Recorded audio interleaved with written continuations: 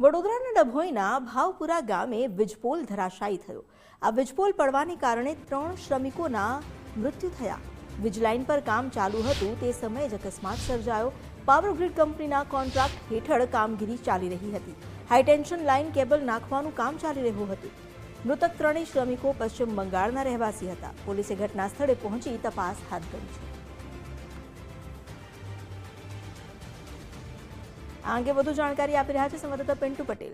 પિન્ટુ, જે 3 શ્રમિકોના મૃત્યુ થયા છે, શું વધુ અપડેટ?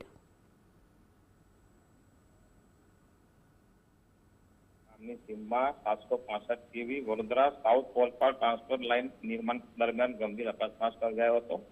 પાવર ગ્રીડ પ્રોજેક્ટ હેઠળ દ્વારા ટાવર ઉભું કરવાની કામગીરી હાલ ચાલી રહી હતી, જેમાં ટીએલ્સ કંપની દ્વારા કામ કરવામાં આવી રહ્યું હતું। પરંતુ મળતી માહિતી મુજબ ઘટના સ્થળે આશરે 25 જેટલા શ્રમિકો હાજર હતા। ટાવર ઉપર 6 મજૂરો સેફટી બેલ્ટ સાથે કામ કરી રહ્યા હતા, પણ કોઈ કારણસર અચાનક ઇનબેલેન્સ થતા ટાવર ધરાશાયી થયું હતું, જેમાં 6 લોકોને ઈજાઓ થતી।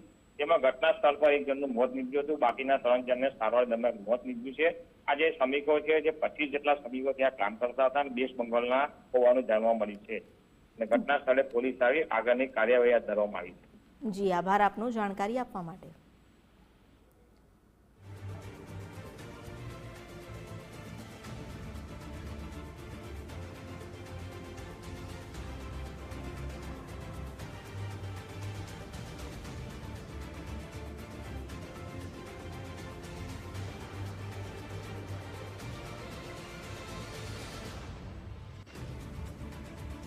વડોદરાના ડભોઈના ભાવપુરા ગામે જ્યાં વીજપોલ ધરાશાયી થયું, હાઈ ટેન્શન પાવર લાઇન નાખવાનું કામ ચાલી રહ્યું હતું અને તે સમયે જ આ અકસ્માત સર્જાયો।